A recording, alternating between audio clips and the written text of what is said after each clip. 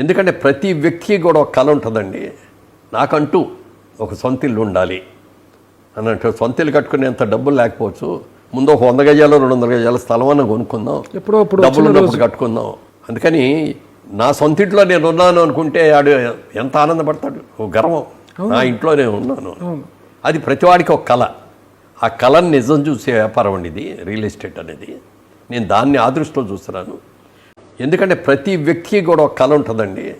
నాకంటూ ఒక సొంత ఇల్లు ఉండాలి అన్నట్టు. సొంత ఇల్లు కట్టుకునేంత డబ్బులు లేకపోవచ్చు, ముందు ఒక 100 గజాలు 200 గజాల స్థలం అన్న కొనుక్కుందాం, డబ్బులు ఉన్నప్పుడు కట్టుకుందాం. అందుకని నా సొంత ఇంట్లో నేను ఉన్నాను అనుకుంటే ఆడు ఎంత ఆనందపడతాడు, ఒక గర్వం, నా ఇంట్లో నేను ఉన్నాను. అది ప్రతివాడికి ఒక కళ. ఆ కళను నిజం చూసే వ్యాపారం అండి ఇది రియల్ ఎస్టేట్ అనేది. నేను దాన్ని ఆ దృష్టిలో చూస్తున్నాను. ఎందుకంటే ప్రతి వ్యక్తికి కూడా ఒక కళ ఉంటుందండి. నాకంటూ